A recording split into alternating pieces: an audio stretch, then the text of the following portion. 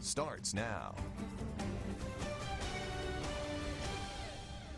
Thanks for staying up with us tonight. Wedding bells are in the air, but you might hear them at your local courthouse. The COVID-19 pandemic has forced restrictions on the size of social gatherings and shuttered many of the venues that usually host weddings and receptions. Our Stephanie Poole takes a look at where some couples are going to say their I do's. I wanted to try and give as much time as possible for us to not have to worry about this anymore. May 23rd was supposed to be the biggest day of TESSA BERRYMAN's life, walking down the aisle to get married. But with threats of COVID-19, her fairy tale story turned into a nightmare. Well, on February 1st, he actually proposed in front of all of our friends, and we had the date picked. I went and got the dress. My dress got botched, and the same week that I got a new dress that wasn't messed up and it fit like a glove, the pandemic hit. That's when the Berrymans planned an intimate ceremony and moved their wedding plans to October. We got a marriage license. One of our friends agreed to be ordained. Would you guys come to our house on May 19th around 1? And they're like, yeah, of course. If you guys are getting married, we're not going to miss it. So we went out on the backyard and we had our dog and our parents, a couple of our closest friends, and that was it. And they aren't the only couple using an alternative way to tie the knot. Lowndes County District 5 Supervisor Leroy Brooks says he's officiated a small number of marriages since the pandemic started. I've noticed a change because it's not unusual that sometimes I'll marry 10 to 15 couples a week. And now it's been down to maybe a couple of couples every 2 weeks. I think I married 3 couples last week, and I just married a couple. So I see the pushback also. Brooks says to keep everyone safe and healthy during the ceremony, he tries to use social distancing. Sometimes there are groups. I've had as many as 25 in a group, and so we do it outside. As for the Berrymans, even though schedules have been changed and deposits are lost, their love for each other remains the same. A ceremony, and we'll still do a ring exchange, and we'll still cut the cake and have toasts and whatnot, because we didn't do that this go around. I'm actually quite anxious to put my dress on and see him in the suit and have him walk down the aisle and be there. Reporting in Lowndes County, Stephanie Poole, WCBI News. One perk, if you're looking at the bright side, Brooks says that having your marriage officiated at the courthouse will only cost you around $20. Well, for 2 months, many businesses across the region were shut down completely or had state-mandated restrictions on how they could operate. Now, some of those businesses are asking landlords for rental relief to help offset the tough times. But as Allie Martin reports, the overall outlook for commercial development remains strong. Although most businesses are open, the extended shutdown meant drastic drops in sales and revenue. Now some businesses are asking landlords for a period of free rent known as abatement. That don't work out for me, so we're trying to help them some way on the end of the lease. VM Cleveland is a commercial property developer who has been through good and bad economic times. He is a former retailer who understands the predicament many businesses are in. The banknotes are still the same and the overhead's still the same, but we're working with them and we understand when they shut down, the overhead, continues. While many retail businesses were hurt because of the extended shutdown, commercial construction projects were well underway before the coronavirus pandemic hit, and those projects never shut down. And now they're continuing on, and there's still new ones coming out of the ground. One of those is Market Center number 2. The West Tupelo project will feature a Brooks grocery with spaces for restaurant and retail. Cleveland believes the pre-pandemic momentum the economy enjoyed will continue. I think that we will bounce back, and I think we'll be stronger than ever now. We will be different. We will do all the things differently. But the economy is going to spring back, and I think we're going to be better than ever. Cleveland says he would not be surprised if future lease agreements have a clause about rent abatements or reductions in case of future pandemics. In Lee County, Allie Martin, WCBI News. Cleveland also pointed out that the Paycheck Protection Program passed by Congress can also be used by businesses to pay overdue rent in some cases. Well, there is some good economic news for the city of Tupelo. Construction will soon start on a new boutique hotel downtown. The Thrash Group has unveiled plans for Hotel Tupelo. The 4-story, 80-room hotel will feature space for a restaurant and meeting rooms. Hotel Tupelo will feature nods to try Tupelo's history while maintaining a modern and upscale feel. The city and the Tupelo Redevelopment Agency will also build a new parking lot behind Mugshots and the Renaissance Center for Ideas. The hotel should open in the fall of 2021.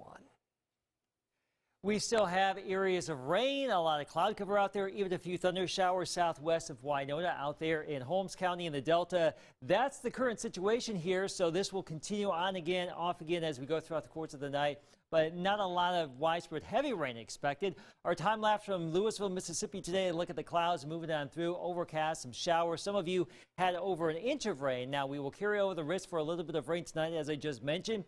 Upper 60s, a very mild and muggy night. For tomorrow, your Wednesday, mid-70s to low 80s, more scattered showers and storms around the area. Rain chances will lower by the weekend. We'll show you the forecast coming up. 4 Minneapolis, Minnesota police officers have been fired, and now federal agencies are now looking into the death of a black man who died in police custody there. A video of the arrest went viral Monday, raising concerns about the use of excessive force by police. Now, a warning, the video you're about to see is graphic. CBS's Nancy Chen has the very latest. Footage of the disturbing arrest in Minneapolis went viral hours after it was posted overnight. What do you want? I can breathe. The 10-minute Facebook video shows the white arresting officer pinning down a black man by kneeling on his neck. My stomach hurts. My neck hurts. Everything hurts. The man, later identified as George Floyd, repeatedly tells officers that he's struggling to breathe. Please. Floyd was eventually taken to a hospital where he later died. The 4 officers involved in the incident have since been fired. Public trust continues, and it must be the cornerstone of how the Minneapolis Police Department is going to build that trust and change our culture.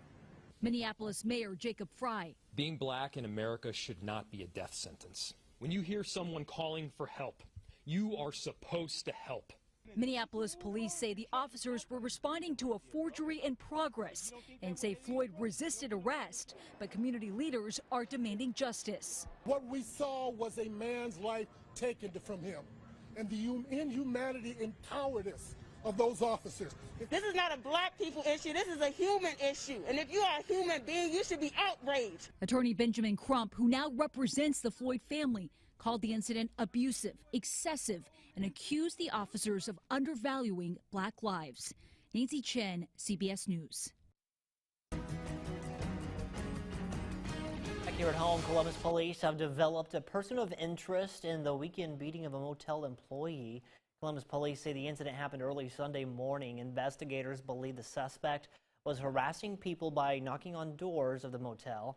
An employee confronted the unknown man. That's when the alleged assault happened. The victim was treated and released from the hospital. Police now have a good idea of who they're looking for. And as our Quentin Smith finds out, this video may have helped.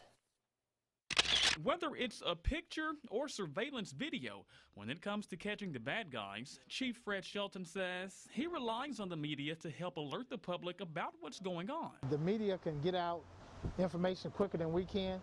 When you do a newscast, there are, thousands of viewers that's watching? And surely, in the smallest Columbus, there's somebody going to see that person, know that person, and going to give us a call. The chief says it's a successful strategy. In fact, on Tuesday morning, WCBI was given this security cam footage showing a person accused in an assault. Now, police are one step closer to tracking down the suspect. Just this weekend, we had a business owner was assaulted on his property. We gave that video to the news media. And today I'm happy to say that we do have a person of interest based on someone seeing the face, recognizing who the person was. They called, and we were able to get that information, and now we're looking for that person. And hopefully we'll be able to make arrests sometime today. When it comes to releasing information about an alleged crime or person, Shelton says it's important to be very descriptive. If the person may be armed and dangerous, certainly we want to put that out. We want to put out the physical description of the person, what kind of clothes they were wearing, how tall they was. We want to talk about the vehicle description that they're in. If it was a 4-door car, a 2-door car, if it was a truck, if it was an SUV. It's common for someone who's accused of a crime to try and dodge law enforcement. That's why the chief says releasing their identity to the public will often help solve that problem. Because again, if I'm walking into a store and I see my picture on the TV, I'm like, oh my goodness. Right. So, and again, that's very helpful. And if they're not so inclined to do it, if they're trying to hide, there are people that's going to see it and they're going to pick up the phone and call. And again, additionally, we have Crime Stopper, which gives them a little financial incentive to make the calls. Shelton says they're still searching for 32-year-old Corey Rice. He's accused of shooting someone back in April. If anyone has information on his whereabouts or information on any crime or incident that's happened in Columbus, you're asked to call 911 or the Golden Triangle Crime Stoppers, that number there at the bottom of your screen. All right, we're going to send things back over to Chief Meteorologist Keith Gibson. Keith, it was hot and sunny yesterday, and then today just rainy and Well, dreary. at least we had a good holiday yesterday. You're right. Well, we were here, but yeah. Well, hey, a lot of folks did. We got the rain today, more scattered storms and showers here in West Point over the next few days. We'll talk about your full forecast and talk about the weekend, which is a little bit better than that after the break. Stay with us. First Alert AccuWeather Forecast with Chief Meteorologist Keith Gibson. We have more showers and storms at the forecast for the next few days. Let's first start with our forecast. There's Zach. I don't know if Zach is liking the wet weather, but we have more rain, more storms. Likely tomorrow, mid to upper 70s, some spots getting into low 80s. Our comfort index, well, it will be trending down into the comfortable zone by the weekend as humidity levels drop behind a cold front that will clear all of the soup out of here. Right now, it's a bit damp. Earlier today, cloudy, wet at times. We've had rain, some storms in the region, the heaviest rain in some spots getting over an inch. Other locations not getting that much. We still have some pockets of some light nuisance activity here in New Albany to Tupelo. Another batch down here, shrinking in size and scope. Easy for me to say here, south of Columbus, back to the south and west of Winona. Some heavier downpours here in Holmes County. There has been some thunder and lightning in that. This is tending to meander out there and gradually weaken as it shifts closer to I-55. But along and west of 55, some steadier rain, a little bit of rain out there by Water Valley as well. All of this is spiraling around an area of low pressure in Oklahoma and Texas. There's the upper level water vapor.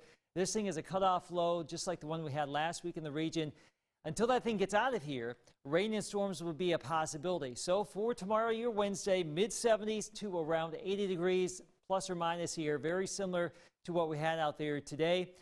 Better chances for showers and storms around the region. Some of you may get a pretty good soaking. Some of you may miss out. We will have some of these summer storms again. Frequent lightning, gusty winds, heavy downpours, and maybe some small hail. We don't envision any widespread severe weather tomorrow, but there could be a few isolated strong or maybe severe storms at times. Tomorrow morning, a chance for a little bit of rain. Tomorrow afternoon, much the same story. Scattered showers and storms going into tomorrow evening, likely a little bit more lingering. As we get into our Thursday, we do suspect more scattered showers and thunder showers around. Probably not as much coverage here Thursday or Friday versus what we are going to have tomorrow, but there will be some rain out there, some downpours. That will be all cleared out by this cold front right there. Drier air coming in on back, and that will usher in that nice weekend. Here's your AccuWeather 70 forecast. 79 tomorrow. A pretty good chance for scattered storms. Rain remains a possibility Thursday and Friday. Can't rule out an isolated shower Saturday. Most of you will stay dry. The weekend looking great overall. You can get out there and do some yard chores, maybe mow that lawn that's probably getting more like a jungle right now. Early next week, low and mid 80s, comfortable overnight lows in the 50s by the weekend as well. Scott? Well, the Sounds of Summer concert series will go silent this year at the Columbus River Walk. Organizers say the uncertainty of COVID-19 led to the decision to cancel this year's concerts. The Columbus Lowndes Chamber of Commerce and Main Street Columbus host the event along with the help of several sponsors. Normally, concerts are held at the Riverwalk during the months of June and July. Both organizations say they do plan to have Sounds of Summer again next year. This would have been the 13th year for the concert series. A Lowndes County family is mourning a brother and son and looking for answers. We have their story when we come back.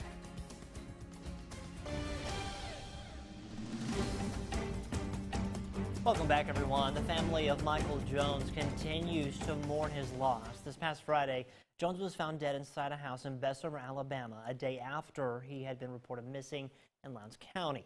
Today, our Bobby Martinez talked to Jones's family. He was just one of those people that you probably will meet once in a lifetime. Memories. That is all Michael Jones' family has left. If you met him, you like him. If you liked him, you love him. Jones got off his shift at work last Wednesday around 6 o'clock in the morning, but never made it home. His wife called me looking for him. I think I called Tasha. Then I called his brothers and sisters out of state, and they started getting together. And we wondered where he's at. It was completely out of character for him not to come home like that unless he knew where he's at. Michael was scheduled to return to work that same evening at 6. Again, he didn't show up, and 2 days later, they got news they never expected. Police in Bessemer, Alabama, called to tell the family Jones had been found shot to death in an abandoned home. When we found out that he passed, I think it shook the world. You know, anybody who knew him. It just hit you straight to your heart. It hurts a lot. But, yeah, day by day we're going through it. Latasha Swope remembers Michael not only as a loving brother, but also a devoted husband and father. Michael was the best of us. He was the better sibling. He was the nice sibling. You know, he was just special. He was different.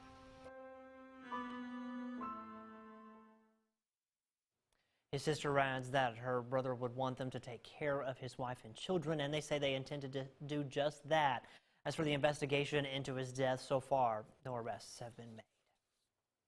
Although the season was cut short, college baseball All-Americans can still get the nod. Find out which Bulldogs and Rebels made the list next in sports. Tom Ebel. As of Monday, we would have found out who would be hosting.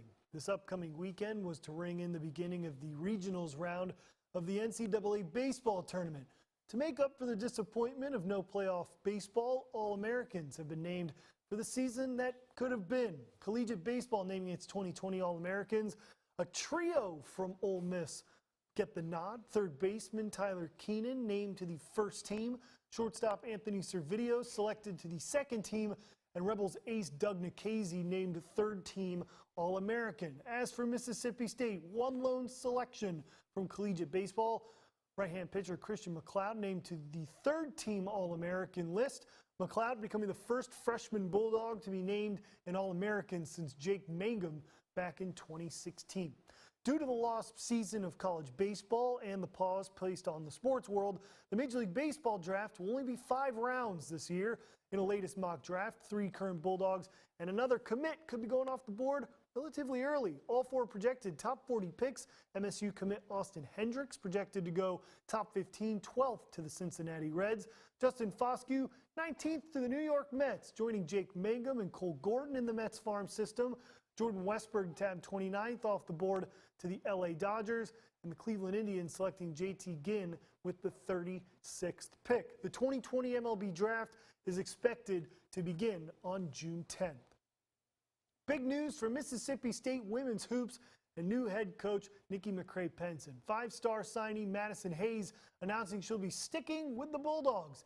Hayes, who originally signed with Vic Schaefer when he was head coach of Mississippi State, becomes one of the most decorated recruits in Hail State hoops history, the second McDonald's All-American, and a FIBA world champion who was a teammate of Rakia Jackson in that world championship back in 2019.